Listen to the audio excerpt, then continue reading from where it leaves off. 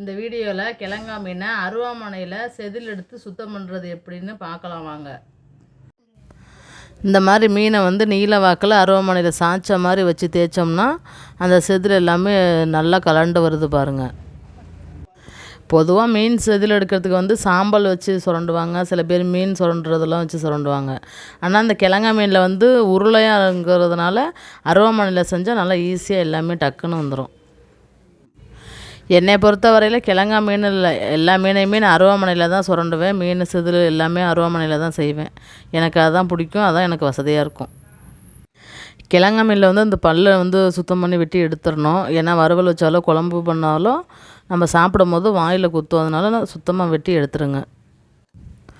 ஆனால் அந்த பல்லோட வாயோடு சேர்த்து அறுக்கிறது தான் கொஞ்சம் கஷ்டமான வேலை. ஆனால் கவனமாக செய்யணும். பாருங்கள், இந்த மீனோட வாய் பல் எல்லாத்தையுமே சுத்தமாக வெட்டி எடுத்துட்டேன். இப்போ மீனோட செவுள் உள்ளே இருக்கிற குடலை உருவிடலாம் வாங்க. இந்த மீனோட செவில் இப்படி பிச்சாலே கையில் பிச்சாலே இது வந்துடும். ஆனால் இது பெரிய மீனுங்கிறதுனால வரல, அதனால் நான் அருவாமனையில் அறிகிறேன்.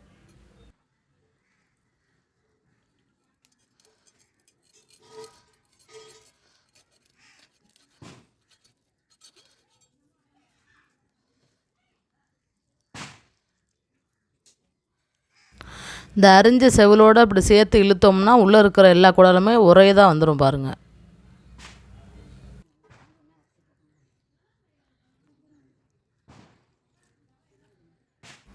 இப்போ செவில் பிச்சதில் பாருங்கள், குடல் எல்லாமே மொத்தமாக எல்லா குடலுமே வந்துருச்சு பாருங்கள். கிழங்கா மீனுக்கு இப்படி தான் செவிலோடு சேர்த்து குடல் எடுக்கணும். இப்போ இந்த மீன் வயிற்றுக்குள்ளே செனை இருக்குது, அதை எடுத்து காட்டுறேன் பாருங்கள்.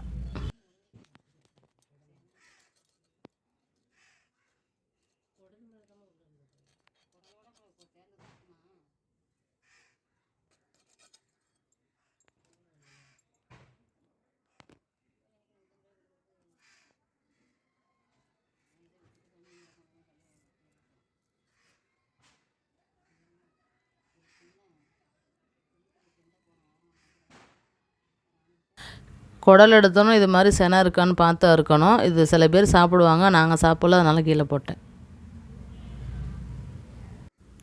இப்போ குடலெல்லாம் எடுத்துகிட்டு இப்போ நம்ம வறுவலுக்கு ஏற்ற மாதிரி கட் பண்ணிக்கிறேன். நாங்கள் வறுவல் தான் செய்ய போகிறோம். கிழங்கா மீனில் வறுவல் செஞ்சால் தான் நல்லாயிருக்கும். வறுவல் வீடியோவும் போடுறேன், எப்படி இருக்குன்னு பார்த்துட்டு கமெண்ட் சொல்லுங்கள். நான் அருவாமனையில் தான் மீன் க்ளீன் பண்ணுவேன். என்னை போல் யாரெல்லாம் அருவாமனையில் மீன் க்ளீன் பண்ணுவீங்கன்னு கமெண்ட் பண்ணுங்கள். இந்த வீடியோ பிடிச்சிருந்தால் லைக் பண்ணுங்கள், நம்ம சேனலுக்கு சப்ஸ்கிரைப் பண்ணி சப்போர்ட் பண்ணுங்கள். தேங்க்யூ.